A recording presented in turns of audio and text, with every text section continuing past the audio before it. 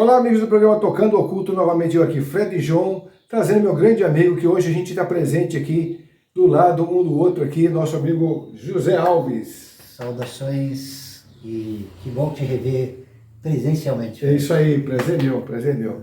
Aí pessoal, a gente começou aquela série com o Zé na outra semana sobre os grandes pensadores, né, sobre o lado mágico, oculto desses caras, e hoje a gente trouxe o Zé aqui para falar ao vivo e a cores para vocês, sobre um outro nome, um grande nome que a gente até citou no programa anterior, que é o nosso...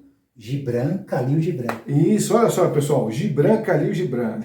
Isso, o Tocando Oculto, né? Pois é. Está homenageando os 140 anos do nascimento de Khalil Gibran e 100 anos de lançamento do livro O Profeta. É isso aí. Gibran. Legal que inclusive aqui em São Paulo está tendo uma exposição do cara, né, Isso. também. Né? Anos atrás eu vi aqui no Memorial da América Latina uma belíssima exposição da arte dele, da pintura dele, tá? Uma coisa, quem tiver oportunidade, sempre tiver essas exposições, é altamente recomendável, né? Sim, muito legal. É só o pessoal procurar isso na internet e saber exatamente onde está acontecendo. Bom, Zé, a gente falou sobre esses grandes nomes, só que a gente não está trazendo só uma informação que está na internet, né? Não, Você vai fazendo isso de forma Eu diferente. quero mostrar uma faceta de Gibran que com certeza nessas homenagens que estão ocorrendo, né, em vários canais, em vários círculos literários, não é abordada, né? Passa-se batida. Então é legal dar essa contribuição também desse conhecimento, né? Tá. Então, Gibran Khalil Gibran, ele nasce no Líbano a 6 de dezembro de 1883, uma aldeia chamada Bisharre, ao norte das regiões montanhosas do Líbano. Tá? Ele vem de uma família muito pobre, o pai era um coletor de impostos rural e a mãe era uma camponesa. Tá? Eles eram muito pobres e por questões econômicas, por uma série de vicissitudes de ordem social, né? Eles são obrigados a emigrar para os Estados Unidos. Tá? Eles migram para lá. Quando o Gibran tem 11 anos, 2 anos ele retorna para o Líbano para estudar. Ele passa um tempo e retorna, tá? A região de Boston, nos Estados Unidos. Acho que ele fica uns 2 anos estudando no Líbano e retorna para a região de Boston, morando com a irmã, com a mãe e com os irmãos, né? Tá. Só que assim, de 1903 a 1904, uma série de infortúnios atinge Gibran.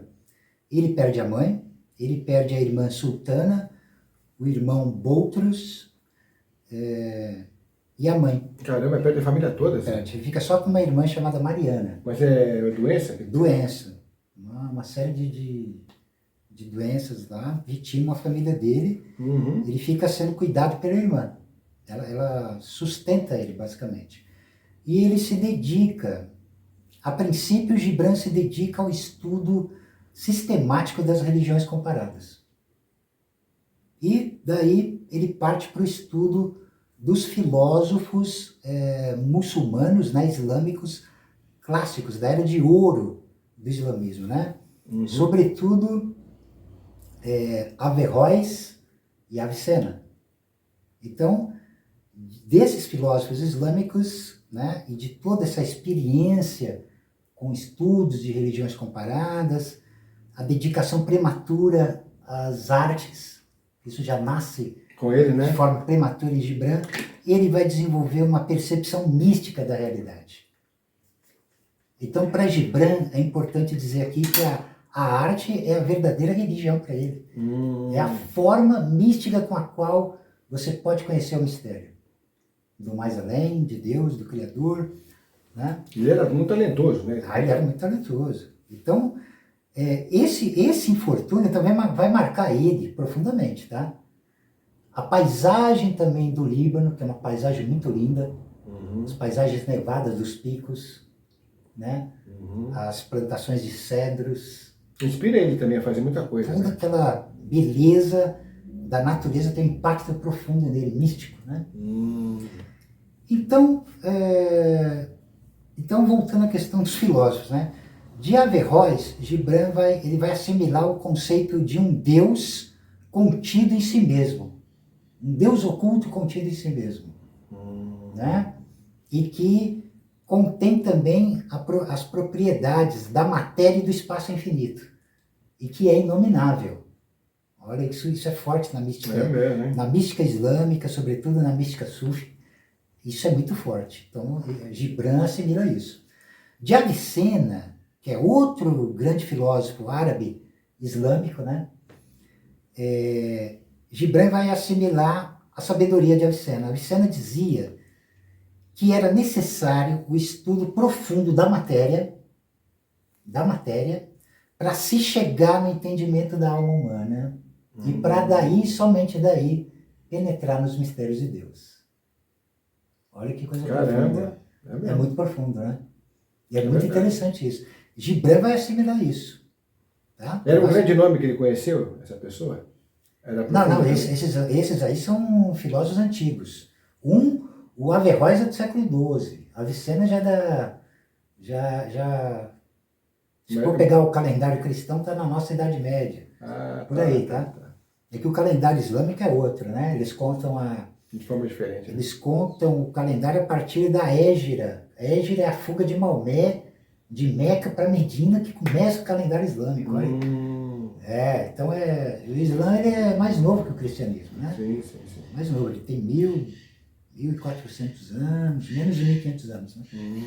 Então é interessante isso. Mas é uma religião, como é que se diz?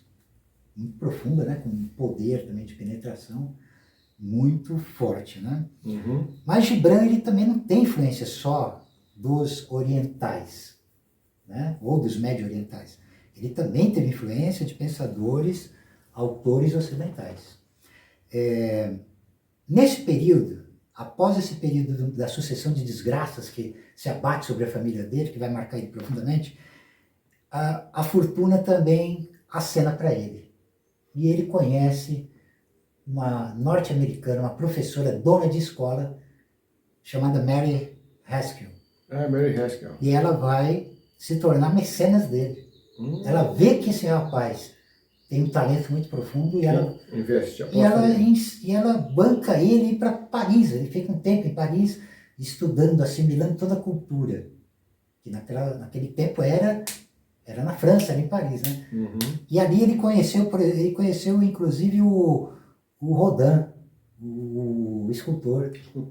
Ele conheceu o Rodin, cara. Ele frequentava esses círculos literários e artísticos. Ele retorna para Nova York, né? Para a região de Boston e tal. E ele também assimila a influência de William Blake. William Blake, que foi um grande poeta inglês, visionário, né? Nasceu em 1857, faleceu em 1827. E William Blake, ele era também um artista plástico, pintor, gravador e poeta. Então, quando ele criava uma obra poética, ele também criava quadros ilustrativos. E é interessante porque Gibran fazia exatamente a mesma coisa. Ele escrevia livros de contos, de parábolas, de contos orientais e de poemas também, e as pinturas.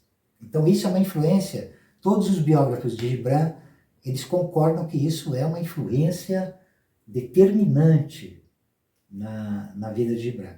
E outra grande influência em Gibran é a influência do filósofo Friedrich Nietzsche, que nós recentemente nós falamos aí no programa anterior. Fizemos na live anterior com essa temática. Você trouxe até uma revista da Planeta, né? Trouxe aqui uma revista que... Aí, pessoal, olha que interessante, essa revista de quando quer dizer? Ela é um número 131 da revista Planeta, publicada em agosto de 1983, essa revista aqui, com uma matéria excelente de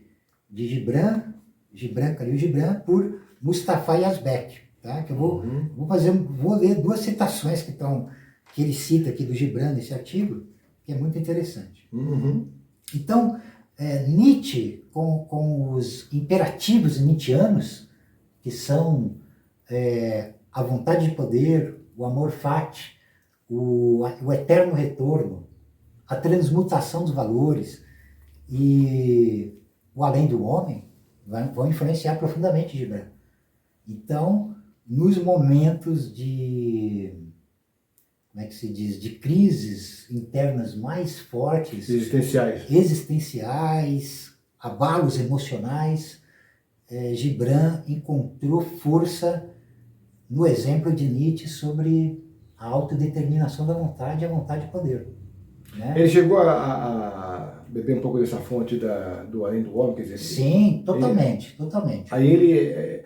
nessa época que ele fez o Profeta ou foi depois disso? Foi depois. Depois, mas que vai ter uma influência profunda de Nietzsche. Também. E de Blake também. Claro que o Gibran ele tem a sua originalidade. Né? Gibran jamais é um mero imitador, não. Ele desenvolveu a sensibilidade própria do gênio do artista. Né? Mas ele vai declarar, por exemplo, que William Blake é o homem-deus encarnado. Na concepção dele era. Por quê? Porque Blake, da mesma forma que Gibran, Blake ele via a arte como a forma mais elevada do ser humano se relacionar com a divindade, com o mistério do Criador, com o mais além, com o transcendental. Né? Porém, o Gibran, ele tinha um espírito bastante anticlerical, né? Ele desenvolveu rapidamente uma aversão pelas formas institucionais de religião. Tá? Então ele escreve em 1906 um livro chamado As Ninfas dos Vales e em 1908 Espíritos Rebeldes. E nesses livros se apresenta esse espírito. Tanto que no mundo árabe esse livro Espíritos Rebeldes foi queimado em praça pública. Eles acharam que aquilo ali afrontava demais os dogmas da Sharia, né? No Islã, a Sharia ela é o código teocrático que regula toda a comunidade islâmica. Não podemos esquecer que o Islã ele é uma teocracia. Ele não é como no Ocidente aqui não. O Islã ele tem a lei legal do Islã é toda baseada no Alcorão, enquanto que a nossa é o código romano. Sim. Né? Então o mundo islâmico não passou pela revolução iluminista.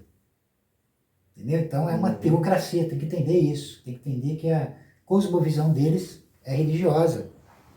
Religiosa e, no nível mais profundo, mística, né? O misticismo islâmico é a linha Sufi, são as escolas Sufis, da Tariq al-Muazimun, né?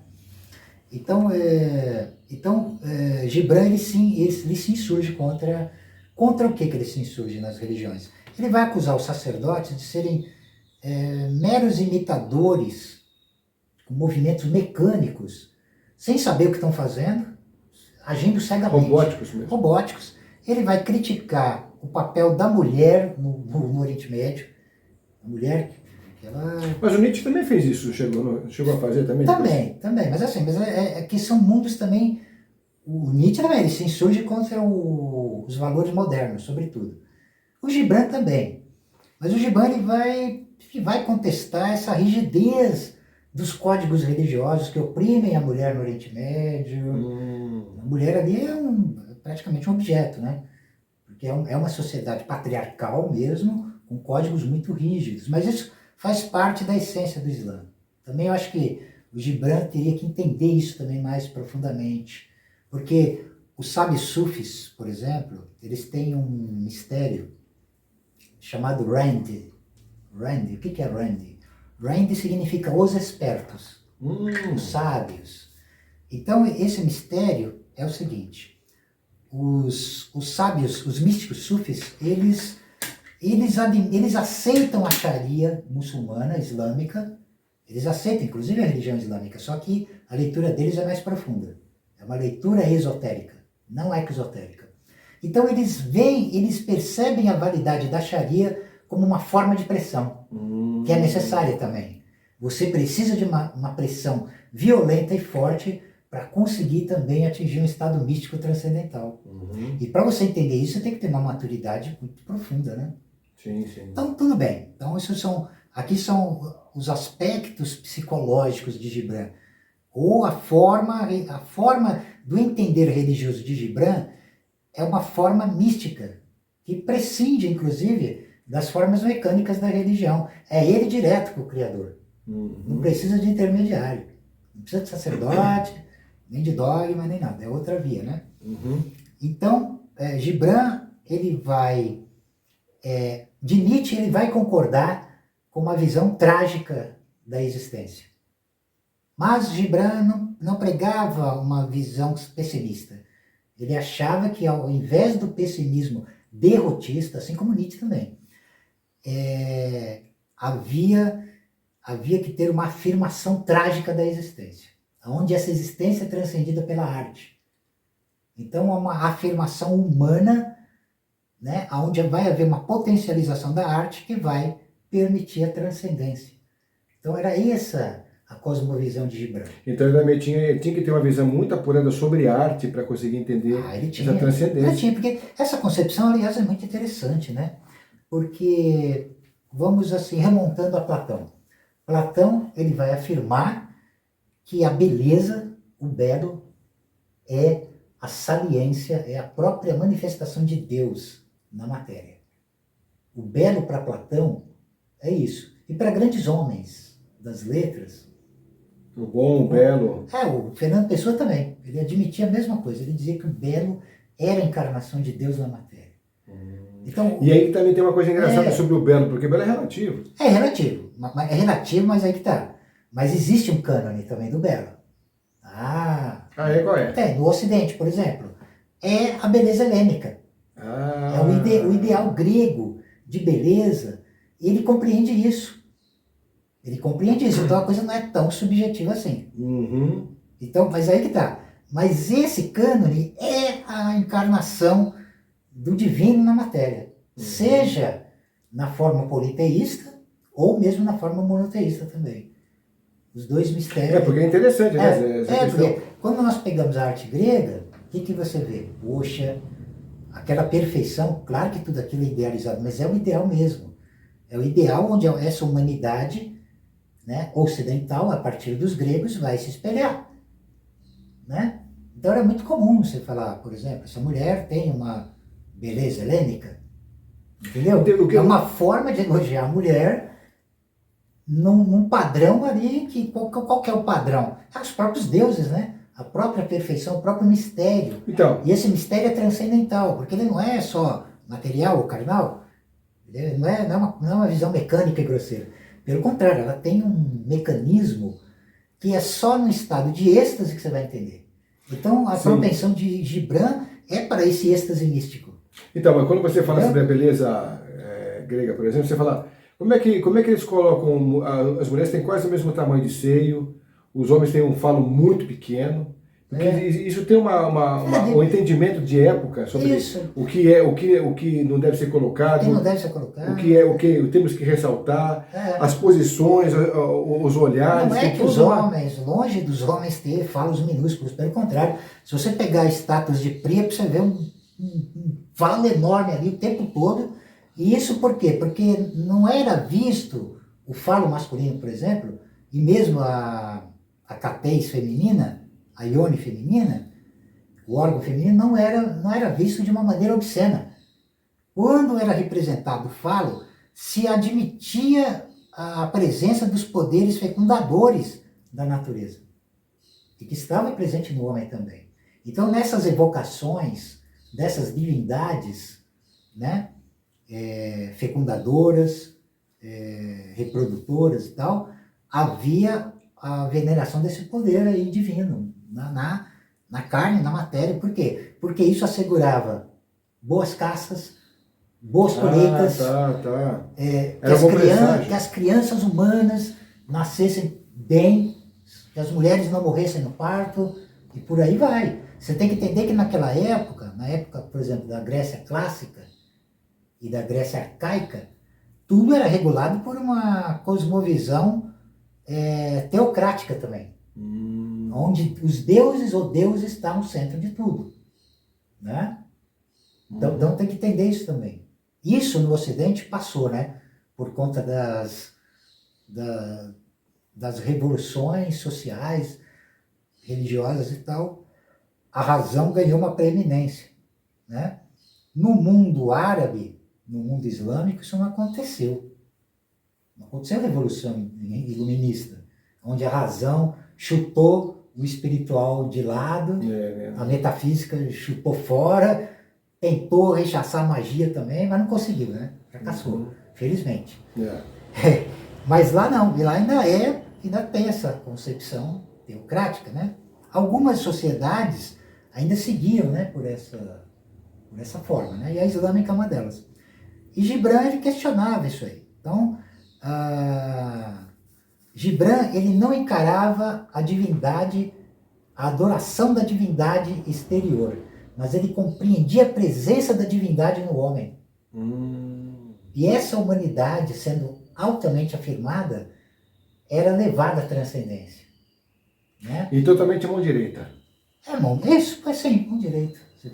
Se for classificar nesse esquema, mas é legítimo. Sim, claro. Totalmente legítimo. Lógico. Então, assim, Gibran, como Nietzsche, ele vai encarar que o homem tem dentro de si possibilidades infinitas, que podem se aplicar numa natureza igualmente passível infinitamente de modificações. Então, ele também não vê a religião como uma coisa fechada e estática, mas como um poder dinâmico em mutação eterna que vai alcançando uma expansão sem limites no plano externo e sempre retornando ao eixo que é imutável. Olha que interessante. Então, para você ver que não é pouca coisa, né? Mas Gibran, ele também... Essa história toda do Gibran passar pelo que ele passou, essas mortes da família todas, é trágico. É trágico. Essa tragédia toda fez com que ele ascendesse? Isso tem um impacto. Eu tenho para mim que sim. Porque, vamos lá, você falou do Profeta. O Profeta, ele é publicado 100 anos atrás, hein? Ele está fazendo aniversário 1823, agora. Tá. Esse livro, ele é semelhante, ele tem semelhanças com o Assim Falou Zaratustra de Nietzsche. Já tem, tem. Porque assim, os dois vão fazer esse tipo de enfoque, né, na questão da potência interior do homem, em detrimento só de uma adoração mecânica exterior, e vai ter toda uma crítica e toda uma, como é que se diz, uma exposição inflamada, declamatória, né? O Profeta, ele está passando a sua sabedoria para a humanidade. É interessante porque esse livro ele foi um verdadeiro best-seller. Pois é. E ele é republicado até hoje. Ele nunca parou de ser relançado. É interessante isso, né? Você encontra edições antigas nos sebos e você encontra relançamentos. Então, até a nossa querida eu não trouxe ele. A professora Lucilena, que a gente também já entrevistou aqui no canal, fala bastante e fala muito bem, né, nessa questão toda. Ela faz uma elucidação do Khalil Gibran com muitos detalhes, é muito legal. Nossa, ele fala muitas coisas legais, né? A visão dele sobre cada aspecto é muito interessante. É bonito, porque assim, é poético. É poético. E a poesia... tem profundidade. Né? A poesia, ela é encantatória. Sim. Né? Na boca de um verdadeiro poeta. Então, a poesia... Eu uso bastante o Khalil Gibran, as serenatas, cara. Tem umas coisas bonitas ali que ele manda, né? Que a gente fala, isso combina exatamente com o espírito da serenata que a gente faz nas empresas. Então, o Khalil Gibran ele tem uma alma um pouco diferenciada mesmo. Tem. Porque assim, a poesia dele, por exemplo, no Profeta, tem algumas passagens aqui que eu lembro de cabeça, que ele fala saudade de vós e da juventude que passei entre vós. Foi somente ontem que nos encontramos no sonho. Olha aí. Então isso é típico da herança poética árabe. Que é interessante porque ela como tradição, ela se apresenta a partir da publicação do Alcorão.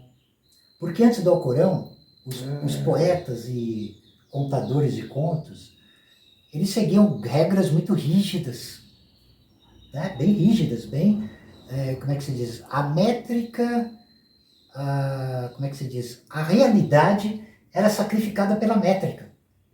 A métrica era mais importante. Olha que coisa maluca. Mesmo, Com a publicação do Alcorão sagrado, né, por Maomé, a métrica é sacrificada ao espírito. Aí a potência é maior. E é interessante, porque inconscientemente isso está em Gibran. Mesmo ele indo contra os canones da Sharia e os próprios códigos do Alcorão, que serem rígidos, mas ele tem o talento desses poetas árabes. Olha que interessante. É mesmo. Isso está é um atavismo da própria alma dele, né? Do próprio espírito dele. Né? Ele fala muito bem, as exposições dele sobre o amor, sobre o trabalho. Sim, tem coisas tudo. assim. Dos filhos, que ele fala assim: vossos filhos vêm através de vós, mas não vos pertencem. Inclusive quem fala isso também tem até uma. Quem não conhece essa linda obra brasileira do Altair Veloso, que é o Alabê de Jerusalém, tem uma narração com a Bibi Ferreira falando disso. Então ela coloca o texto do Gibran falando, porque a ideia a mãe de Jesus se encontrando com a mãe de Judas. Ah, sim. Então é uma conversa muito bonita e tem esse diálogo junto com essa explanação do Gibran. Muito bacana. Vocês encontram na internet esse diálogo aí. E aqui no Brasil nós temos o privilégio de ter a obra de Gibran traduzida direto do árabe por Mansur Shalita. Toda a obra de Gibran traduzida aqui no Brasil foi traduzida por Mansur Shalita. É um grande... E com fidelidade. Um grande erudito. É com fidelidade que ele fez isso também, né? Assim, a pessoa certa traduzindo a pessoa certa, tá? Porque existe um ditado italiano que diz tradutore traditore. Traduzir é trair. Interessante, hein? Porque é mais difícil você traduzir poesia do que a prosa, tá? É mais difícil, porque você tem que... subjetivos muito porque mais, né? o tradutor ele tem que ser também poeta. E ele tem que conseguir se alinhar no comprimento de onda do poeta que ele está traduzindo. Exatamente. É interessante, porque o caso de Gibran, a prosa dele é poética. É toda poética. É prosa, mas é poética.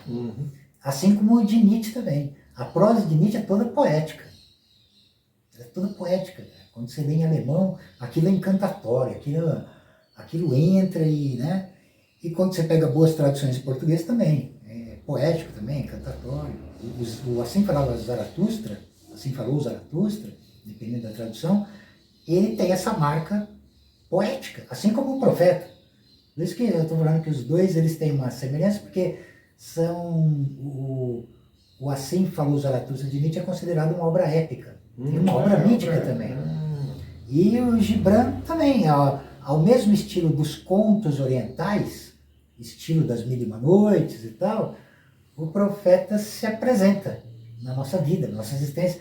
Um outro e os aspectos muito bem abordados dele também. Uma personalidade também famosíssima que lia Gibran, ele era o livro de cabeceira dele, o Profeta e os outros livros de Gibran, era Elvis Presley.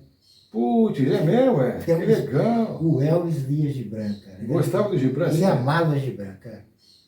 Eu não sei, eu não traduzi as letras do Elvis para saber se ele pegou de alguma coisa do Gibran lá nas letras. Ele era tão aficionado que até o coronel Tom Parker, que era o empresário dele, queria afastar ele, mas não conseguiu. Caramba. Claro, o cara vai ingerir numa questão pessoal, né? Mas pra você ver a força de Gibran, né? Agora, né? Aí vamos para alguns detalhes interessantes. Tá. Em 1912, numa conferência mundial que acontece nos Estados Unidos, um líder espiritual chamado Bahá'í Abdu'l-Baha, o nome do cara aí, persa, né? Ele vai para Nova York e o Gibran até admirava o sujeito. Ele chegou até a desenhar um quadro dele, falando que o sorriso dele trazia o mistério da Síria, da Arábia e da Pérsia. Olha que interessante. Legal. Mas ele fica decepcionado com a palestra, porque o cara fica falando de paz o tempo todo, e ele achava aquilo ridículo, né? Diante da situação que o mundo estava passando. Naquele período, já estava nas vésperas da Primeira Guerra Mundial, né? Que vai decidir os destinos geopolíticos do mundo ali. Vai cair o Império Turco-Otomano e os países vencedores, os aliados vencedores na Primeira Guerra, vai tomar o poder daquela região ali do Oriente Médio. Onde vai ter a partilha de terras que é mal resolvida até hoje. Quer dizer, gerou esse conflito aí. Até agora está rolando. Israelense-palestino, que traz esse conflito todo aí. Então é interessante, vou citar aqui do artigo do Mustafa Yazbek, Tá. frases do próprio Gibran, tá? Que é bem interessante. Então, olha a citação de Gibran a esse respeito. A paz é o desejo da velhice, e o mundo ainda é jovem demais para senti-lo. Eu digo, deixem que haja guerras, deixe os filhos da terra lutarem uns contra os outros, até que se derrame a última gota de sangue impuro e animal. Por que razão deveria o homem falar em paz quando há tanto mal-estar em seu organismo que precisa sair de um modo ou de outro? Interessante. Isso aqui tem um eco de Nietzsche muito forte. Tem mesmo. Da vontade de poder. Eu percebi isso. Da vontade de poder. Exatamente. Tem mesmo. É claro que em Gibran isso aqui tem um cunho transcendental. Claro que não é uma coisa só brutal e grosseira, mas ao mesmo tempo sim, tem uma ênfase viril. Aí ele já tem ele atravessou o abismo? Olha, assim, demonstra que ele chegou nesse nível. Tem chegado nesse nível. E olha que essa outra citação dele é mais interessante. Tudo que tem existência existe dentro do homem. E tudo que está dentro do homem existe em existência. Não há fronteiras entre longe e perto, baixo e alto, grande e pequeno. Tudo é uno. Acho que isso responde a tua pergunta. Agora, uma coisa é você falar isso de maneira, como é que é? Literária. Outra coisa é você vivenciar isso. E ele vivenciou. Esses estados místicos de transcendência, Gibran realmente realizou. Caramba! Então, essa frase eu nunca tinha conhecido. Muito interessante, né? Você pode repetir para o pessoal? Posso repetir. Ó, vai ficar gravado, é só parar o vídeo e marcar porque vale a pena. Tudo que tem existência existe dentro do homem. E tudo que está dentro do homem existe em existência. Não há fronteiras entre longe e perto, baixo e alto, grande e pequeno, tudo é uno. Ora, se as fronteiras são abolidas, tudo que é imaginado, pensado, também existe. É verdade. Olha que interessante. Tudo fazendo parte da mesma coisa. Mas aí veja bem, para você ascender a isso, você tem que transcender o peso da razão. Sim. Ainda mais a moral humana, né? Porque assim, a razão, a lógica, ela se coloca, como diz Schopenhauer, ela quer se assenhorar como a senhora absoluta da explicação do todo. Quando na verdade ela não passa de um micróbio locatário no todo. Então é isso que o místico, o visionário, ele percebe. Entendi. Ele consegue enxergar mais além. Ele chega a despertar o terceiro olho, a terceira visão. E o chakra superior, né, acima da cabeça, ele penetra através da matéria. Pela sensibilidade do Khalil, que você já viu, ele acendeu todos esses chakras? Olha, sim, porque assim, nem sempre você acessa tudo isso por vias formais. Por exemplo, o próprio Nietzsche, ele acessou isso aí sem nenhuma via formal. Essas vias formais de treinamento. Você vai treinar com guru, você vai treinar com mestre tântrico, com mestre yogi, que é válido também. Mas eu estou dizendo que não é a única forma. A coisa vai acontecer por uma via ou outra. Ela acontece. Se ela acontece, puxa, é um acontecimento miraculoso. Porque não é comum, né? Não. Isso implica porque, a dizer também, por exemplo, que o cara quando acende tudo isso, os poderes dele, as condições, tudo muda, a visão completamente diferente. Existe a via do relâmpago. Então existe uma via em que os meios são abolidos no atingir o próprio fim. Agora, isso é muito mais difícil. Cara, isso é para... Os jogos não tentam fazer isso, bater na bunda no chão para subir o Kundalini mais rápido? Eles fazem. Porque o yoga ele pode fazer isso numa existência, através de várias existências, ou na via do relâmpago, todas as existências, todas as yugas, todos os aions é contemplado num instante fulminante. Entende? Então existe essa via também. Estou dizendo que ela é simples ou fácil. Ao mesmo tempo que ela é simples e fácil, ela é absolutamente difícil também.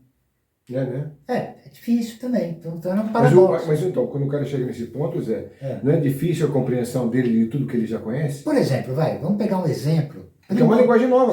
Mas vamos pegar um exemplo primordial. O xamã. O xamanismo. O xamã, a experiência dele é via relâmpago. Não tem como não ser.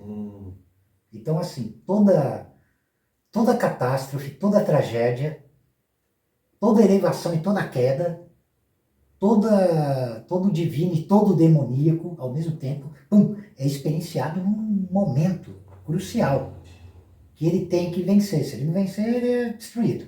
E se ele vence, ele Nesse pum ele entende tudo? Sim. Ele entende tudo? Sim, cara, tudo do futuro e tudo do passado. Não, mas ele tem completa consciência de tudo, entendendo tudo? Tudo. Tanto que é dele, do xamanismo, que vai evoluir tudo. Vai evoluir todos os processos, todas as, linguagens de poder. Você vai perceber que elas têm o xamanismo implícito. Por exemplo, uma imagem cósmica, arquetípica do xamanismo é a árvore cósmica, por exemplo, que une céu, terra e inferno. Por onde ele escala a escalada, tanto para ascensão ao céu, quanto para descida aos infernos, ao pacto com os infernos, ao domínio das forças subterrâneas e tal. Então isso está presente. Isso está presente na árvore da vida e da morte, a árvore do conhecimento do bem e do mal. Que o Zé vai falar futuramente sobre isso em Cabala e tudo mais. Vou tratar disso também. Está na Cabala, está na árvore de Halupu, dos sumerianos, né? Está no Jed egípcio. Isso dá muitos vídeos, né, Zé? Isso, está na árvore, na escada de Jacó. Né? Todos esses são símbolos do chamado Axis Mundi, o umbigo do mundo, o centro do mundo, né? O que unifica tudo. Então existe essa via imediatista, relampejante, e existe uma via gradual, as vias graduais. Essa via do relâmpago foi atingida pelo padre Vieira, não foi? Precisa... Ele acordou, de repente ele já era um outro cara. Pode ser, com as ressalvas devidas, né? Pode ser. Não sei se ele chegou a alcançar o nível supremo da travessia do abismo, aí já é uma outra história, uma questão. Mas ele, é um homem diferenciado, né? Diferenciado também. Então existe isso, assim, pode haver isso, como o caso do Gibran, o caso de Nietzsche, o caso de Blake, né? Como é que esses indivíduos aí acessaram? Foi uma via mais direta. Lovecraft também? Lovecraft também. O Lovecraft também vou tratar dele. Ele era um profundo especialista dos sonhos. Interessante. Não só de... Isso já é papo para aquele outro no próximo vídeo. Isso, mas ele tinha um domínio integral dos sonhos. Ele compreendia o sonho como um portal para hiperrealidade, para aquilo que é mais real que o real, ao mesmo tempo que ele compreendia que a própria realidade também era sonho. Ele chegou nesse nível. Olha que interessante. Isso é magia pura. Quando você chega nesse domínio, quando você entra no sonho e você desperta dentro do sonho, você ganha um poder interessante. Porque você não é mais vítima das arbitrariedades do sonho. O sonho não te arrasta para onde ele quer. Você tem poderes lá. O que você determinar com a sua vontade, você faz. Você abre um portal numa parede, você levita, voa, você se transforma em outras coisas. Você é grande, você é pequeno. Você diminui, cresce, você controla a mente dos outros com o pensamento, você se desdobra para outros mundos, outros reinos. E quando você quer correr, quer gritar e não consegue? Tá, mas no desperta no sonho, você dá conta disso. Isso já você sai de qualquer maneira. Você não fica ali com medo de cair no abismo. Isso que aprisiona você nesse momento são os seus demônios lá no sonho? Você quer gritar, não consegue, quer correr, não consegue? Não, você é prisioneiro de o que você chama de demônios aí, são os condicionamentos psíquicos. Sim, pois é. Que te educaram a acreditar numa única realidade que é essa aqui. Percebe? Você não consegue sair. Então você precisa de um treinamento mágico para escapar dessas correntes. William Blake, amado por Gibran, ele diz que as piores correntes são as correntes forjadas pela própria mente. Uma corrente de aço, você pode se desembestar e escapar. Demora, mas escapa. Agora eu posso te prender com um fio de cabelo, cara. Se você não percebe. É sutil, é mágico. Você tá lascado, você tá sob poder demiúrgico, né? Então, no sonho, se você faz isso, e você volta para o plano da vigília, desperta que aqui também é sonho, olha que interessante. Você tem outro despertar aqui, que aqui é sonho também. E que isso aqui também é maleável, pode se curvar a tua vontade magicamente inflamada e desperta. Você me contou em off. Então isso é magia pura. A gente conversando, você até contou para mim a respeito. Falou assim, olha, na verdade nós estamos dentro de uma mente, né? Tudo aqui, toda a nossa realidade está dentro de uma grande mente. Lembra que o próprio Caibalion, ele fala que o todo é mental, o universo é mental. Exatamente. Pois é, ele que tá falando. É uma das leis, acho que É uma das leis herméticas. Acho que é a primeira lei, não é? É uma das leis herméticas. Então, pois é. mas é real. Assim, é pensamento, né? Porque não tem a ideia dos tupa tibetano. Tupa é forma pensamento. No ocultismo é chamado de forma pensamento, que é a cristalização do pensamento determinado pela vontade. A vontade é a imaginação. Ela cristaliza mesmo, ela dá vida física para a coisa, cristaliza, né? Sim. Nietzsche dizia, há muito que não foi dito nem pensado.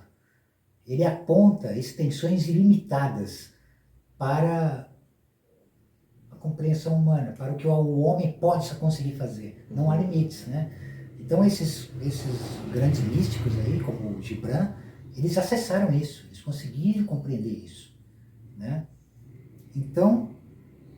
Bom, Gibran, então quer dizer, o Gibran, com toda essa dificuldade que a gente estava conversando no começo, isso começou a despertá-lo para um outro mundo, para uma outra realidade, e ele acendeu a partir de todo esse drama aí. Faz sentido também, porque, por exemplo, a melancolia, ela te conduz... Ela é profunda, ela pode te conduzir a rachaduras no Acaba próprio ser. niilismo, né? Ao niilismo, ele teve essa experiência com o niilismo, o Gibran.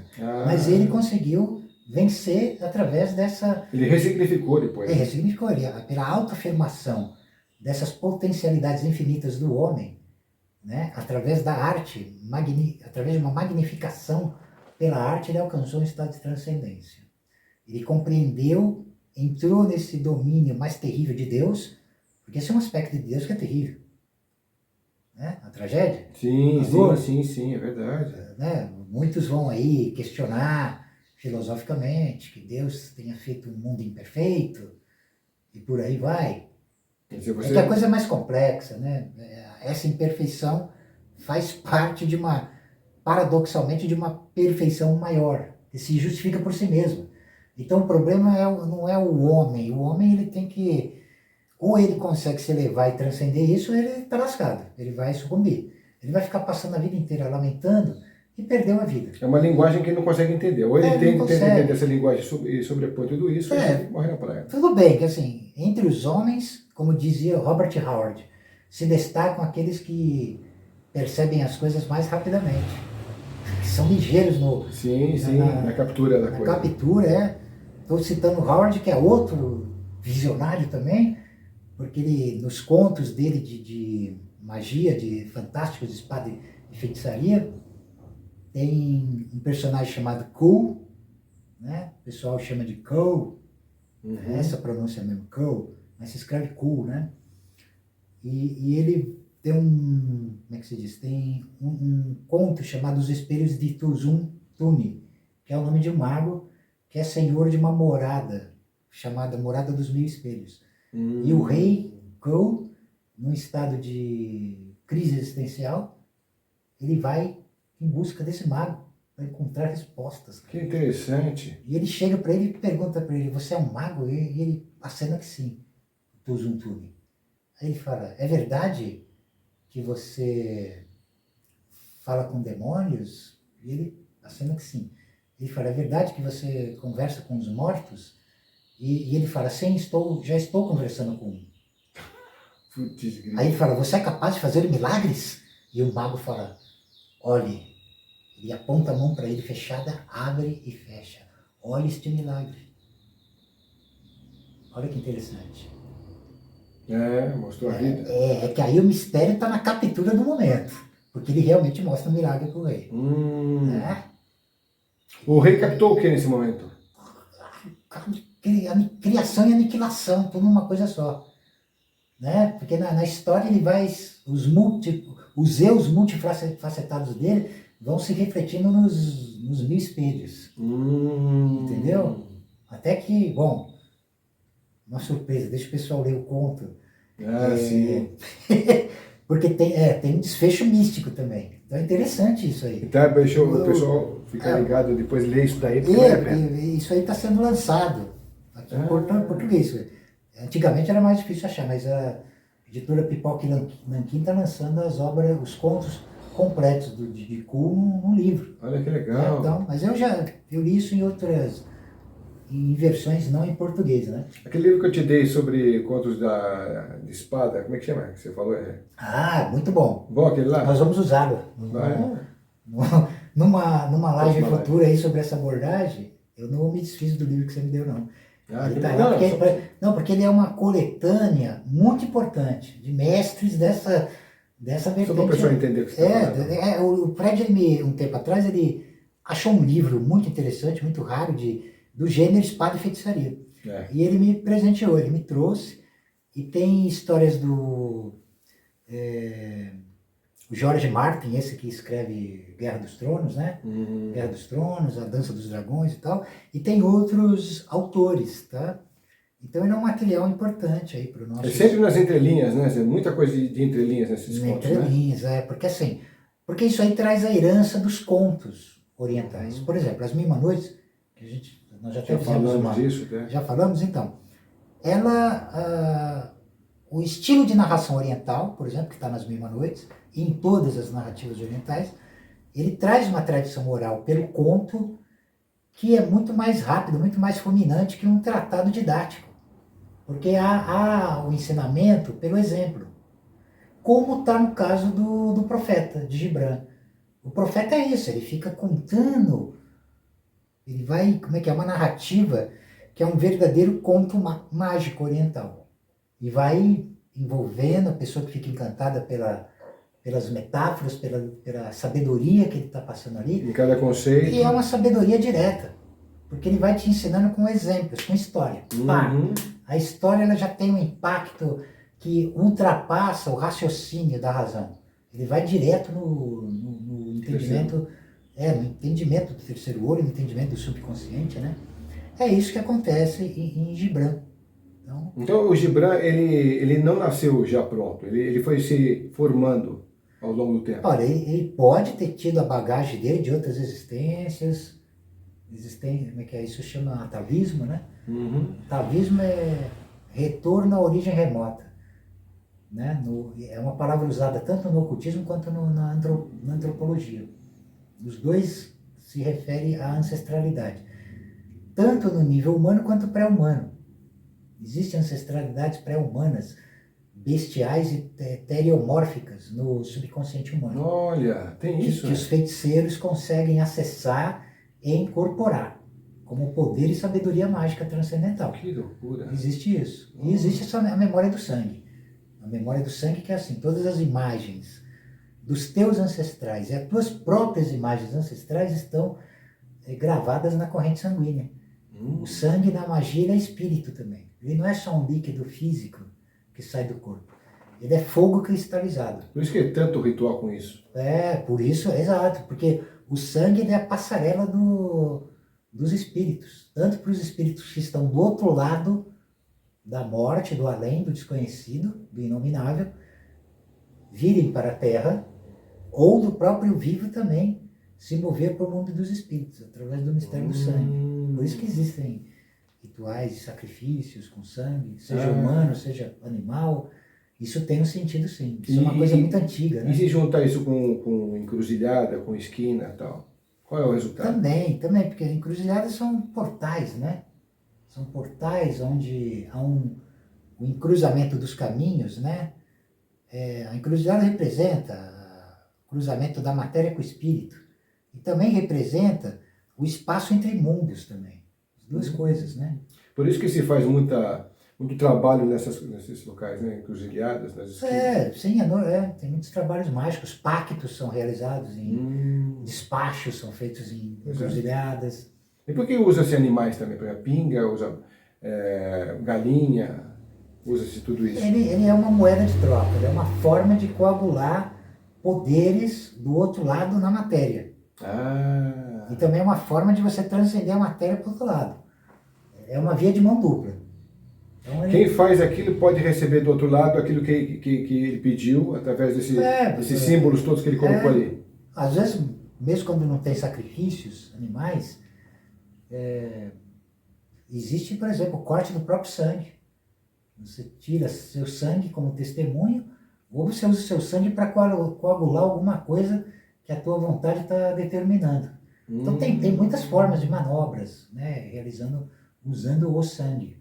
Você depois, quando tiver as consultas pessoais com o pessoal, o Zé pode contar isso em particular para cada um, porque tem como é um assunto muito longo, e o Zé tem muitos detalhes sobre cada particularidade, isso é legal, uma conversa à parte. Por exemplo, voltando à questão literária de Gibran, um autor como Gibran, como Nietzsche defendia, Nietzsche exigia que um livro, para ser precioso, valioso, ele tem que ser escrito com sangue. O sangue do próprio... O que ele quer dizer com isso? Ele está dizendo que a experiência trágica, sangrenta, do próprio autor, mergulhando profundamente no mistério da existência, da vida, da morte e tal, consegue colocar suas experiências no papel. Então isso é escrever o livro com sangue. Né? Isso já é um grande sacrifício. Já né? o Gibran é isso. O Gibran, as tormentas que ele passou, perda de familiares, pobreza, dificuldades. Até que ele conseguiu ter uma mecenas Até que ele teve uma mecenas e aproveitou muito bem. E essa mulher fez algo muito bom para a humanidade. Com certeza, deixou o registro todo do cara. Reconhecendo que uma criatura ali superior, uma criatura espiritualmente diferenciada, né, iluminada. Ele se envolveu com ela depois? Olha, não fica claro isso, né? Provavelmente não, porque o Gibran teve envolvimento com mulheres, mas ao mesmo tempo ele também ele costumava passar tempos solitários. Ele buscava uma sublimação da própria energia, da libido, para aplicá-la na arte. Olha que interessante. Porque quando você absorve essa energia, você consegue uma introversão da energia da libido, né?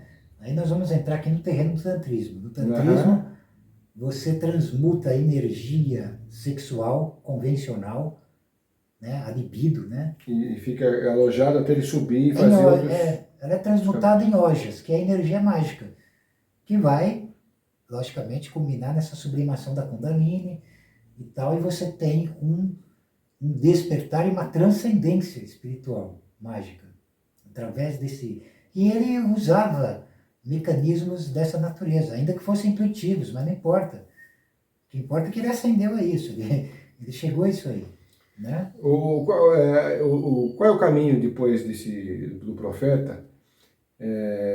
Para ele continua escrevendo muito mais obras importantes? Ele continua escrevendo.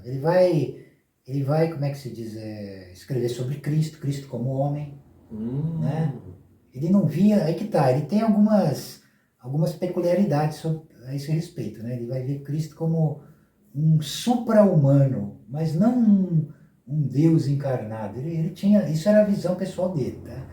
Então ele deixou isso registrado, ele escreveu livros de parábolas, ele escreveu, tem muito material. Só você baixar na internet, você vai encontrar bastante. Depois ele saiu de lá, né? Ele acabou se mudando. Ele vai para a França, ele fica um tempo na França, estudando, acumulando conhecimento, porque ele passa a se dedicar totalmente à arte, à literatura e à arte, né? Ele se aperfeiçoa, ele estuda, como eu falei, religiões comparadas, os filósofos árabes e os filósofos ocidentais também, né? Ele estuda mitologia, ele estuda religião, ele estuda... E aquilo tudo vai servir como matéria-prima para a sua própria cosmovisão mística. E ele volta para os Estados Unidos, ele não consegue voltar, ele pretendia voltar para o Líbano, mas ele morre, ele falece, né?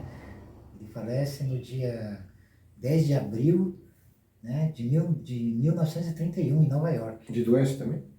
Ou de idade? Causa natural, mas doença, né? E o corpo dele é levado para o Líbano, né? Aqui tem uma inscrição que ele foi enterrado na montanha, nas montanhas do Líbano, uma coisa muito bonita, né? Aqui.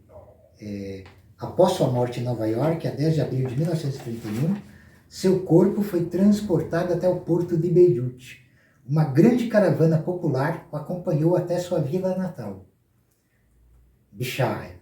Ali ele descansa hoje, num convento escavado nas rochas, sob a inscrição: aqui entre nós dorme Gibran. Olha Bonito, só. né? Olha. Então, pelo menos o desejo dele foi realizado depois da morte. Pois é. Ele é levado para lá e está na montanha. Olha que bacana, porque a montanha, na concepção mística, ela é símbolo de elevação, de iluminação, de transcendência, né? E é justa essa homenagem Com a Gibran certeza. ali. Se houve alguém que mereceu, com certeza foi ele, né? Uhum. Entre alguns tantos aí, ele com certeza é um que Então esse legado que ele deixou para o mundo, né, foi em várias obras, né? Ele fez vários livros, né? vários livros. E todos eles também você... Os livros dele são sempre assim, sempre você tem o livro com ilustração. Se você pegar o Profeta, tem ilustrações. É sempre a arte pictórica, a arte do desenho, da pintura e tal. Que foi ele mesmo que fez. Que ele mesmo fazia junto com o livro. Ele escrevia e ilustrava.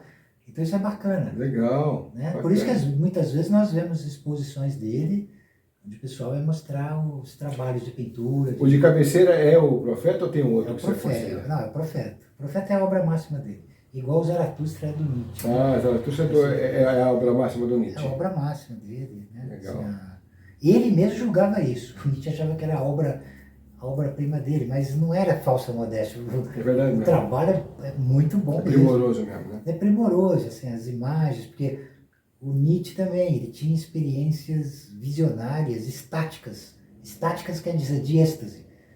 Como eu falei na nossa live, ele passava por situações onde ele era arrebatado por uma experiência. E aquela experiência, ele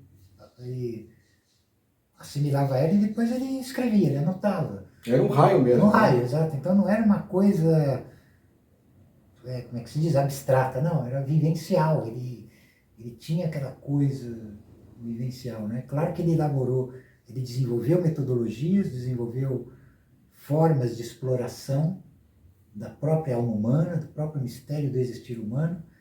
E o Gibran também vai nessa linha. Ele também tinha essas experiências dele, da tragicidade, toda a situação que acontece com ele, com a família dele e tudo mais, também somando-se às experiências que ele teve de arrebatamento místico com a própria natureza, tornou ele uma pessoa bastante madura, né? Ele conseguiu conciliar. Uma das coisas mais difíceis é você conseguir conciliar os opostos, vivenciá-los, compreender a legitimidade de cada polaridade e transcendê-las. Então isso não é para qualquer um. Não é para qualquer um. A maioria das pessoas não consegue sair do horizonte da sua própria autocontemplação. Né? Ela não consegue ver o lado do outro. Não. Ainda mais nesse momento cósmico que nós estamos atravessando, está tudo muito difícil, as pessoas se blindam tanto com a verdade que acreditam que não dá entrada para mais nada. Aí são discursos fanáticos, São. não passa disso aí, né? Agora, os seres superiores, eles conseguem isso. Eles conseguem a unificação dos opostos e a transcendência deles. E ir mais além deles, inclusive. E dominar eles. Porque ele domina, né? O Gibran tinha um ímpeto e uma visão parecida com o Nietzsche em alguns aspectos, ou eram bem diferentes os dois? Ele tinha, assim, ele assim... Tem água ainda, é isso? Pode pegar mais, se for possível. Então você dá um alô para o pessoal que eu já vou buscar mais água para você. Tá, então assim, as semelhanças de Nietzsche com Gibran são, sobretudo, como é que se diz? Na tomada de posse do mistério da vontade de poder, né? Onde Gibran, ele vai, tanto quanto Nietzsche, se colocar contra uma pregação de um pacifismo que ele considera incipiente, que ele considera que não leva a nada. Não leva a nada por quê? Porque ele entende que a existência é guerra perpétua. E a própria condição do viver é uma expressão dessa guerra que está no fundamento, está na essência da própria condição de existir, né? Então essas são semelhanças. As distinções também existem, né? Porque assim, vai existir peculiaridades no desenvolvimento místico que cada um segue, né? O Gibran, ele tem a sua própria visão. Ele não é, logicamente, um imitador de Nietzsche, longe disso. Nem tem como ser. Não, são diferentes. Não tem, mesmo, e não há são como diferentes. ser, né? Então existe. Lógico, cada um tem uma forma de apreensão dessa culminância, dessa percepção. Eles têm pontos semelhantes, que são, como eu estou falando aqui para o pessoal aqui no vídeo, como é que se diz? De uma defesa da assimilação da vontade de poder, né? E onde você absorve a tragédia da própria existência e transmuta ela. Você usa essa energia transmutando ela. E no sentido de dominação positiva sobre tudo. Né? Há uma dominação. Senão você é liquidado também, não tem como... Nessa transmutação, Zé, tem que ter muita força de palavra, né? E de intenção para que essa energia realmente se transmute, né? Senão não adianta nada, né? Tem, porque assim, já que você tocou no assunto, a ação e o verbo tem que ser uma coisa só. O verbo tem que encarnar na ação. A ação tem que ser a tradução em atos do próprio verbo. Senão você é falso. O que você está falando não serve para nada. Não tem poder. Isso você desmascar um charlatão fácil. Só colocar ele diante das terribilidades da existência, se ele gaguejar, tremer, já era, ele já se denunciou. Né? Agora, se ele se mantém fundamentado no seu próprio centro, se ele tem a posse de si, né? Aí o que ele fala é autojustificado. Né? É autojustificado. Ele é a prova do cumprimento da própria sentença. Né? O próprio Nietzsche ele fala, difícil é estar só. Difícil, ele fala, é ser juiz e carrasco da própria lei. Juiz e executor da própria lei. Claro, isso é para poucos. Pois é. Isso é para poucos. Pois é mesmo. Aqueles que são reféns de dramas de consciência, do chicote da consciência, talvez vocês não conseguem. Eles se enroscam ali, eles são destruídos, eles se apavoram. Por quê? Porque eles não despertaram, eles não autogeraram a sua própria essência, o seu próprio duplo.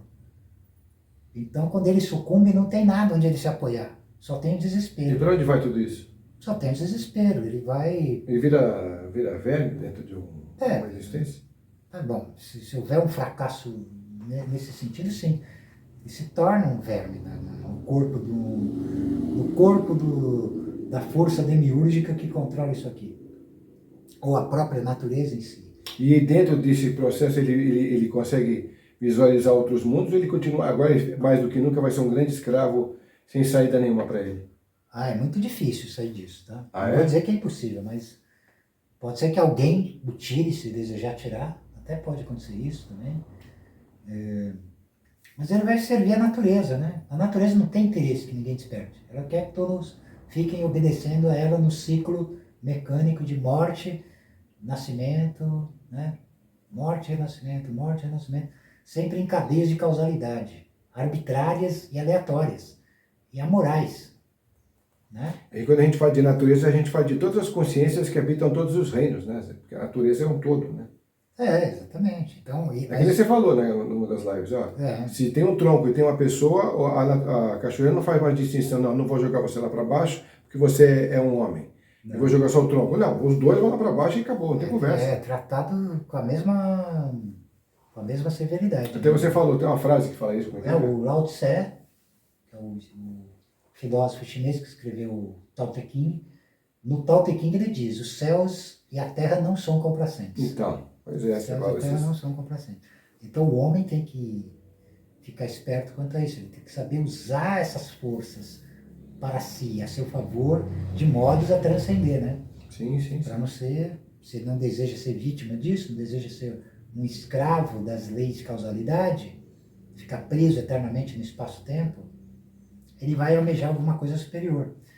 Tem pessoas também que não almejam nada disso, elas já estão contentes ali na vidinha que tem. O que é legal nesses vídeos que nós estamos fazendo é que quem tem uma visão filosófica de cada um já encontra um pouco desse ambiente nessa conversa, mas mergulha muito mais a fundo nesses outros mundos que você aborda e a gente participa junto aqui, que são exatamente a própria essência do ser humano, né? A razão do ser humano e tudo mais. Então, o que é legal é isso, porque a gente está construindo vários vídeos que são de grandes nomes, mas a gente ainda acrescenta muito mais razões para que eles se tornem ainda maiores, porque muita gente não conhece esse outro lado deles. Esse lado que você trouxe de Nietzsche, não. As pessoas com certeza não viram muita coisa disso. Esse do Khalil Gibran, por exemplo, é mais um. Porque aqui eu estou mostrando um lado que não é mostrado. Então, Esse lado dele de identificação nietzschiana com a vontade de poder, por exemplo. Isso nunca quase é citado. pois é, Né? Então é interessante trazer isso à tona também.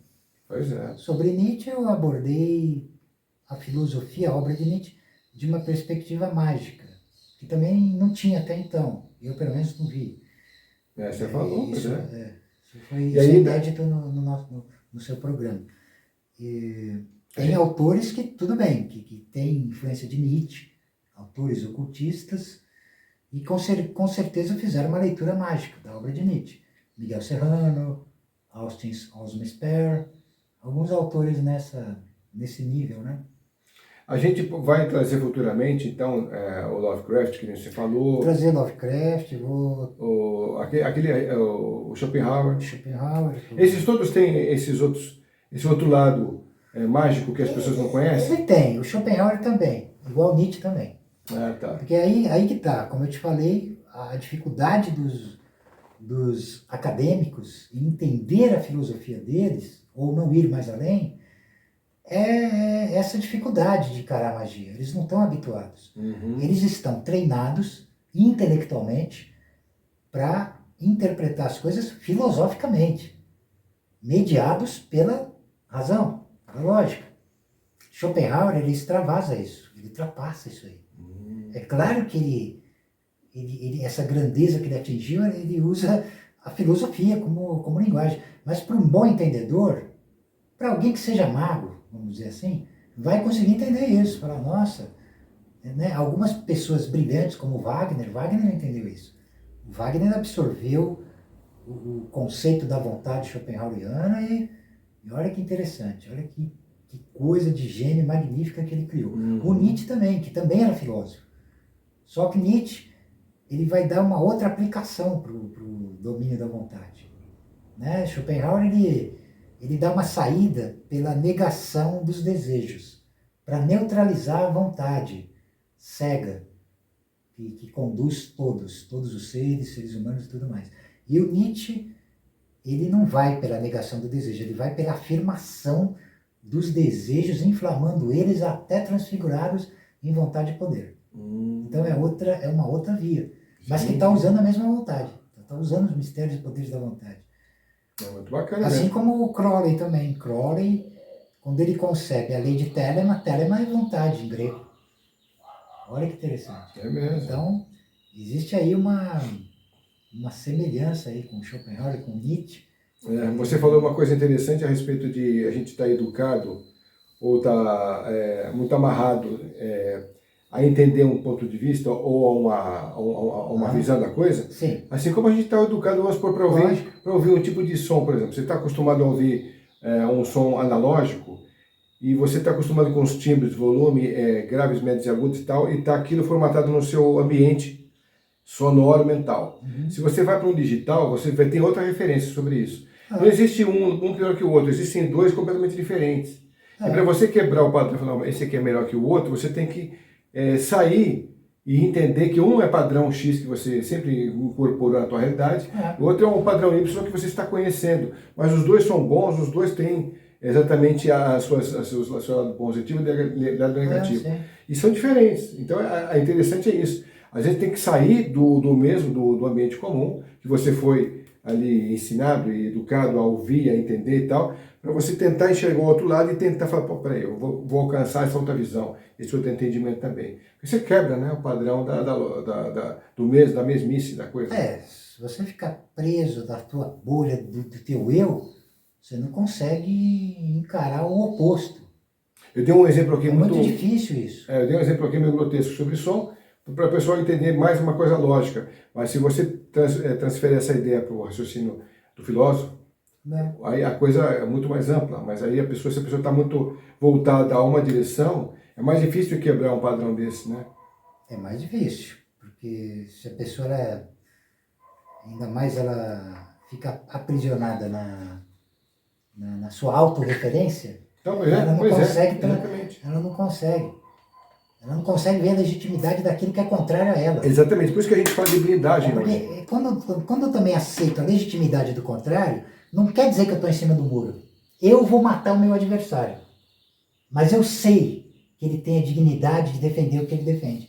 Exatamente. E aí isso torna mais digna a morte dele na minha mão. Uhum. Ou se for o caso, eu morrer pelo que eu defendo também. Percebe? Exatamente. Porque são duas coisas que não vai arredar o pé.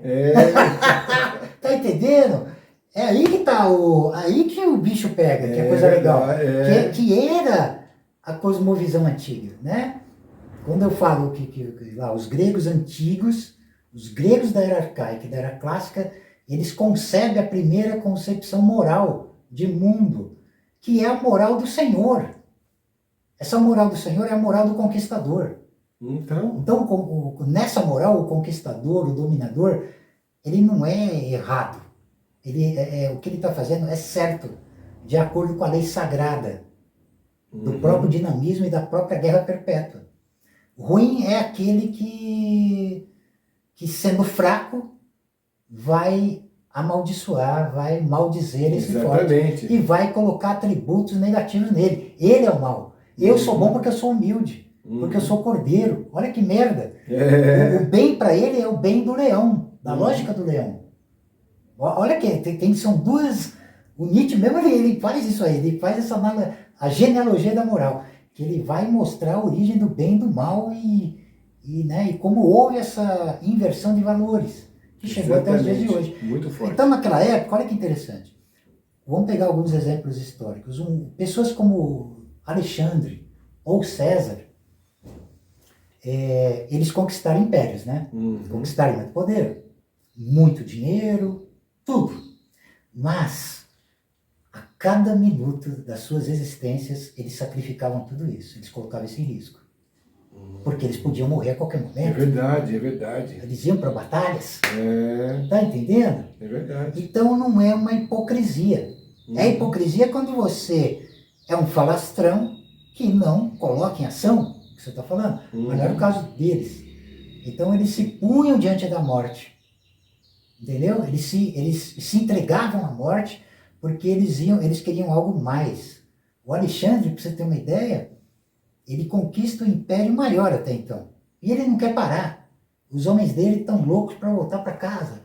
E ele fala, não, vamos mais além. Vamos conquistar a Índia. Entendeu? Vamos sempre mais além. De repente ele olha a montanha do Cáucaso ali. Puta, a quilômetros. E o pessoal já morrendo lá. E ele fala, vamos conquistar o Cáucaso para sermos eternos. É isso. Ele buscava a eternidade, cara. Ele conseguiu. Ele conseguiu? Ele conseguiu. Ele morreu com 33 anos, mas, pô, a gente fala de Alexandre até hoje. É verdade, é verdade. Assim, e o que ele fez, ficou. Porque o que ele fez? Claro, o império dele é tão grande que vai se dividir. Começa a se fracionar e os generais dele, cada um vai ficar com uma fatia, né? Um vai ficar com o Oriente, o outro vai ficar com o Egito, né? O Ptolomeu fica com o Egito. Então, mas tem a prova desses homens. Então, aí que está a diferença. O homem de hoje, que o Nietzsche chamava de último homem, ele é refém dos seus pequenos confortos. Ele não tem essa audácia de se entregar à morte. Não, imagina, isso já Entende? foi. Então, assim, o que Nietzsche chama de vontade de poder, ou além do homem, não está restrito àquilo que eu falei, questão de classe. Não é isso. Depende da postura do ser diante da existência inteira. O ser que detém a posse de si, que é senhor de si, que criou a si mesmo, que morreu e nasceu de si mesmo e tem o poder sobre o universo, ele é mais poderoso que um cara que tenha muitas posses, mas não tem a posse de si. Não tem, porque se esse cara perder, ele vai se matar, cara. Porque ele vai projetar o valor dele no que ele tem, não no que ele é. Exatamente. Tá entendendo? Exatamente. O cara que não importa, ele pode ter agora e não ter depois e voltar a ter. Ele sempre é pleno. Aí que tá. Exatamente. Ele é rico por isso que ele é rico. Não é porque ele é escravo do ter, mas ele é senhor do ser. Do ter. É outra cosmovisão. É isso que Nietzsche está se dirigindo. Não tem nenhuma aqui visão, como é que é?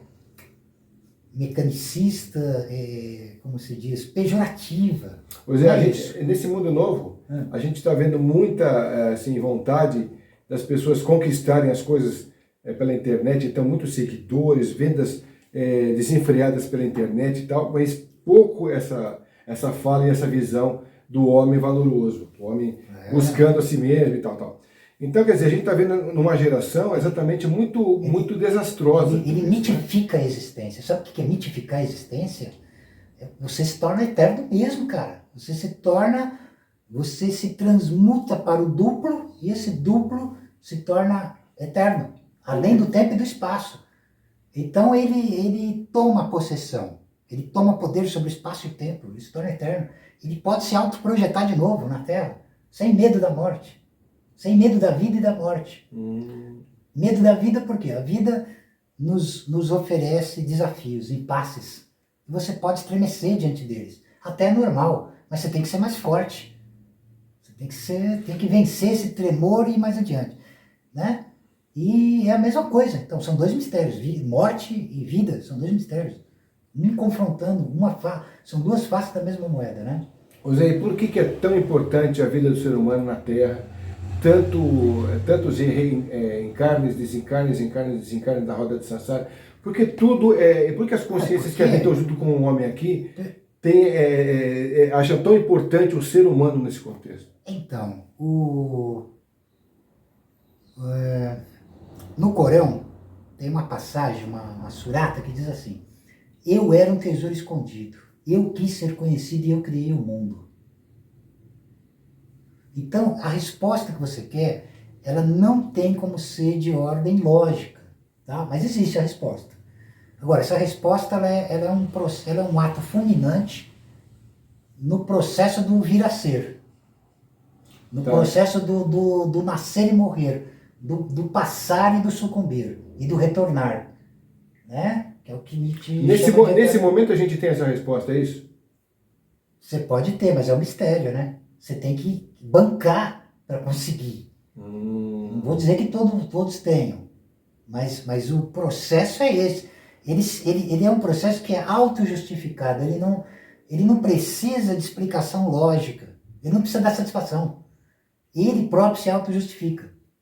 Tá, por que eu te pergunto isso? Porque se todo mundo vive uma vida fugaz, mas ao mesmo tempo meio sem lógica, as buscas são ilógicas e tudo mais? Elas são, mas então, você pode tornar elas significativas. Como o niilismo, você explicou isso. Se você dominar o niilismo, e isso aqui é um processo mágico, iniciático. Iniciático, isso culmina no mistério da própria divindade, do próprio Deus. Entende? Só que aqui não é Deus como uma abstração. Não é Deus como... O senhor dos seus desejos, né? Que você ficava pedindo. Cara, não é isso. Ele não é um serviçal para atender desejos humanos, cara. Ele, entendeu? Eles criaram qualquer coisa, né? Fizeram de um Deus um grande serviçal e acabou. Porque, por exemplo, esses caras aí, esses cretinos desses monoteístas que atacam o politeísmo, mas tem o mesmo comportamento. Porque ele reduz o Deus monoteísta dele a um mero serviçal.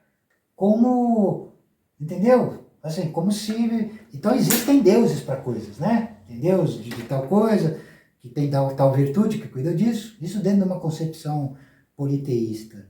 Mas o politeísmo e o monoteísmo, eles também se interrelacionam, né? Se você pegar sistemas antigos, mitológicos e tal, tradicionais, você tem um monoteísmo implícito e um politeísmo explícito, onde os deuses são como hipóstases desse Deus supremo aí, desse Deus incognitivo, um Deus oculto, né? Que não tem como ser nominado e tal, porque é um grande mistério. Pois é. Agora, não adianta ficar fantasiando.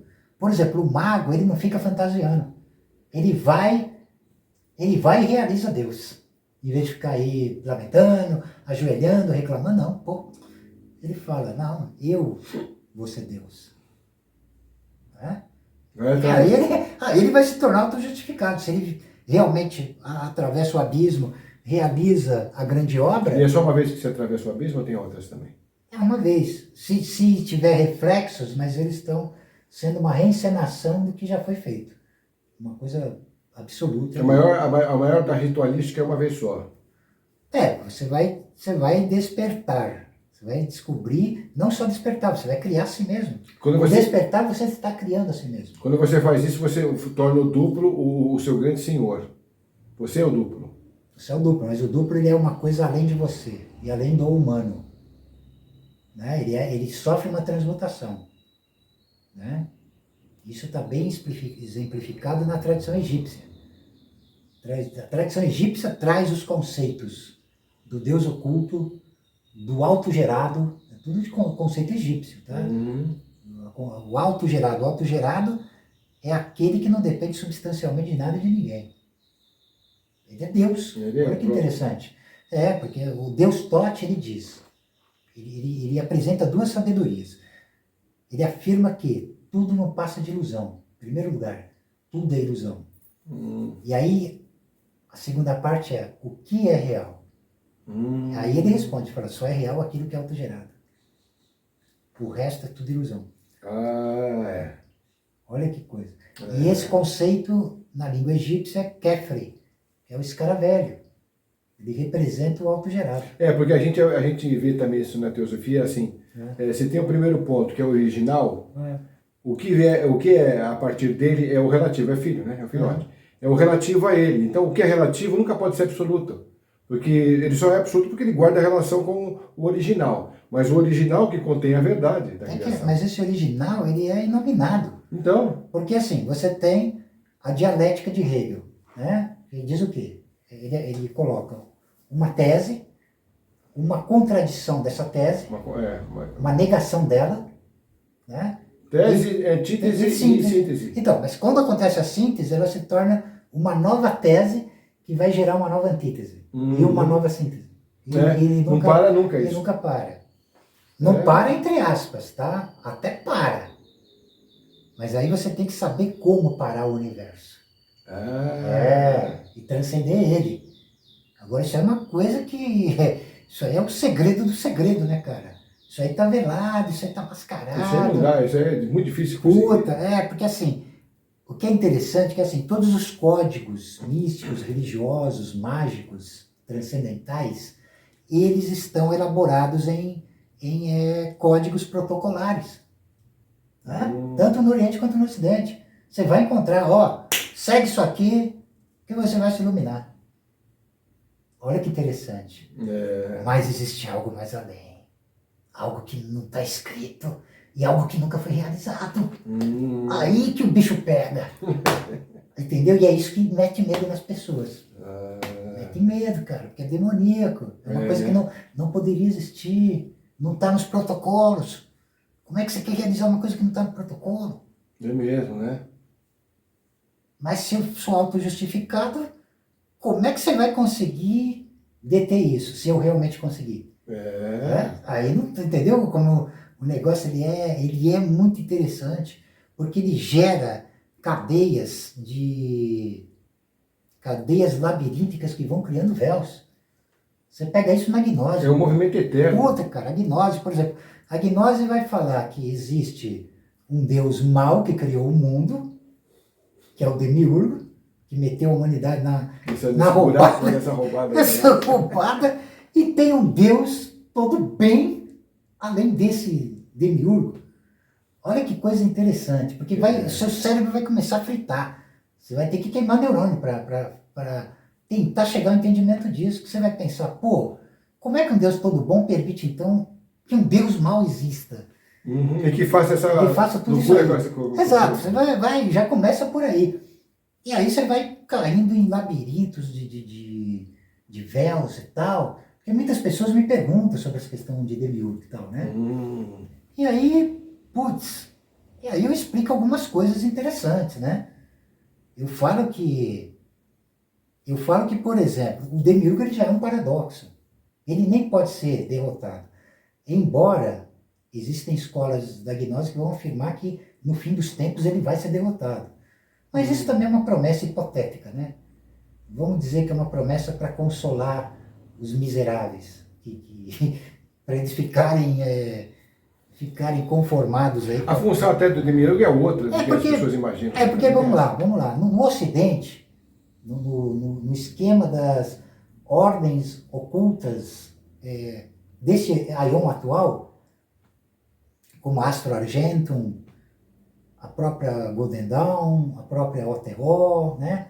Ordens que estão nesse nível aí, e que usam o esquema da árvore sefirótica como esquema geométrico para determinar o progresso iniciático, subindo, ascendendo pelas sefirotes, né? Pelas séfiras, cada uma até chegar na coroa, um processo cabalístico.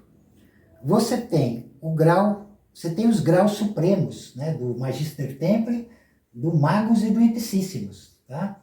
O Magister Templi, Magister é mestre, vem de mestre, é mestre em latim, mestre do templo. O templo é o universo. Então esse Magister Templi, ele é um magista que conhece o funcionamento das engrenagens universais. Só que para ele ser um magus, ele tem que atravessar o abismo. Ele vai morrer como Magister Templi, vai abandonar essa pele e vai renascer como magus. Sendo magus, ele já é um deus, cara.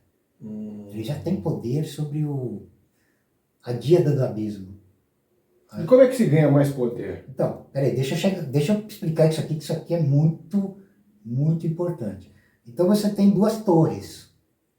Você tem Iaquim e Boaz na maçonaria. Maçonaria. Você tem as torres da luz e das trevas, do bem e do mal, do ser e do não ser, que tem que ser atravessados. Para você entrar no abismo vitorioso, você tem que experimentar uma em outra, interpenetrar uma em outra, transcender essa dualidade, senão você não consegue, né? Então, assim, quando você acende o grau do Magus, você recebe uma maldição do grau. Tem uma maldição. Só que essa maldição, ela é paradoxalmente uma bênção, tá? É que essa maldição é o seguinte: a verdade do Magus é a ilusão do mundo. Tá? Então o Magus, para ele se tornar Magus, ele vence o Demiurgo, ele mata o Demiurgo. Só que ele se torna o Demiurgo. Então o Demiurgo não morre, exatamente, é um paradoxo. Percebe? Depois que pega a função, ela só troca de função, troca de pessoa. E aí, acima desse Magus tem o Ipsíssimos. Ipsíssimos, ele não pode nem ser, não tem nem como decodificar o mistério do Ipsíssimos. Então, além que ele está. De modo que quando ele aparecer, ele vai usar a aparência de um Magus. Quando ele se manifestar aqui, no plano da causalidade, ele vem velado como Magus. Você sabe que é algo superior ali. Mas você não sabe o que é. Entendi. Mas, por exemplo, se você falar que se todo mundo só atravessasse o abismo já se tornasse um deus e ficasse por aí mesmo, então para que existe tanta diferença de poder entre os deuses e os demônios? Então, aí depende da essência de cada um. Ah, tá. Depende, porque assim... Não existe na prática, né? A prática que vai fazer no outro plano, essa magia se torna maior ou não? Porque a magia, ela é muito ardilosa, tá? Ela é extremamente sábia, ela é onipotente e ao mesmo tempo ardilosa. Então, mas o que torna o cara mais poderoso? Tem alguma coisa? A essência dele. Só? A essência obscura, ignota. Ah, tá. Se ele é um halógeno, se ele é um alien é um estrangeiro que não pertence ao universo. Não é que ele é meramente de outro planeta, ele está fora, além das estrelas, além da matéria estelar. Está só encarnado, mas... Ele é um mistério que vem das trevas exteriores. E também domina as trevas interiores, porque uma está contida na outra, né? Isso é uma coisa muito louca, mas o infinito também existe dentro do átomo, dentro da partícula mais... Aquela lei até tem uma das leis herméticas, né?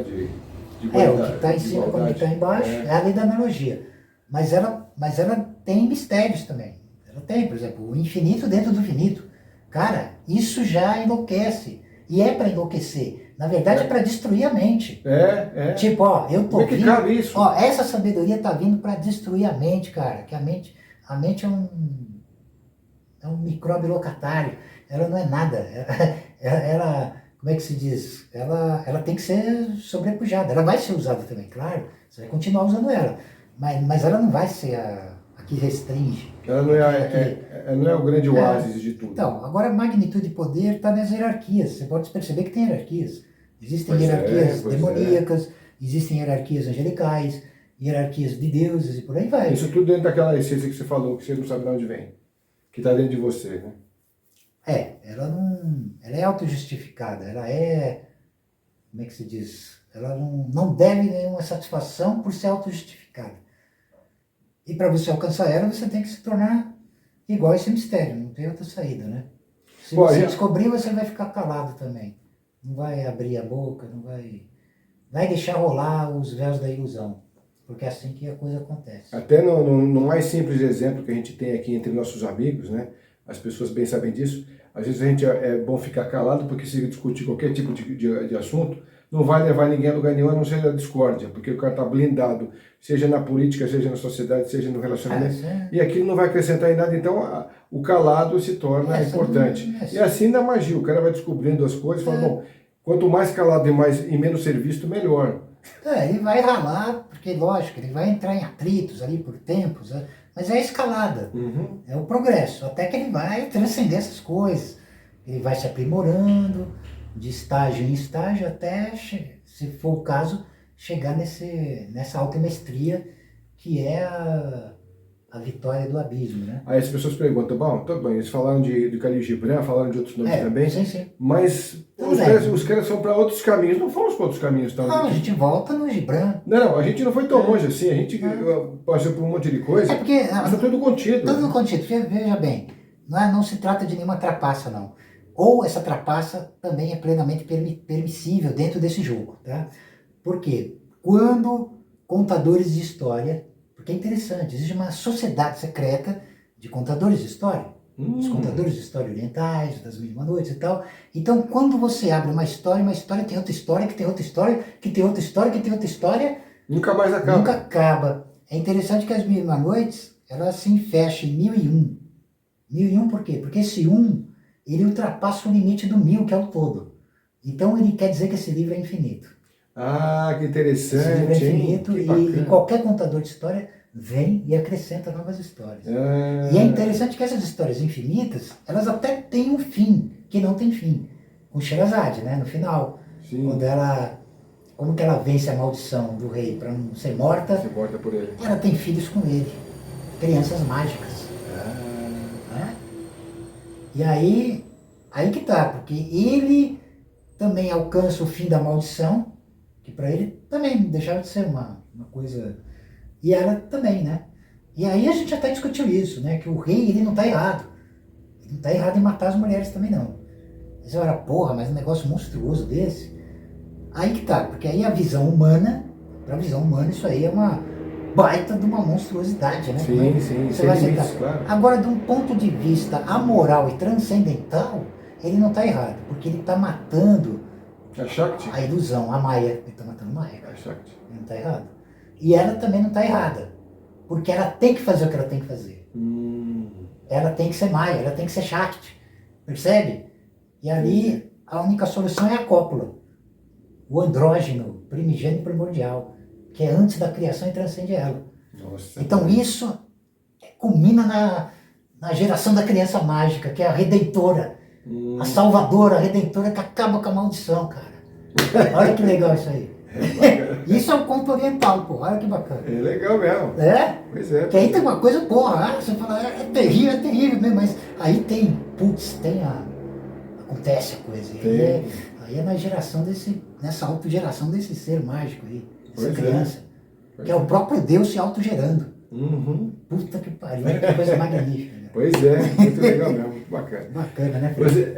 É fascinante. Né? Hoje a gente fez esse reencontro aqui. Que legal, que satisfação. Ganhei um excelente presente. É isso aí, a gente presenteou o Zé aqui hoje. Revi um amigo. É isso aí, juntos. E viemos falar de uma pessoa muito querida, uma pessoa, né, que está sendo celebrada, relembrada.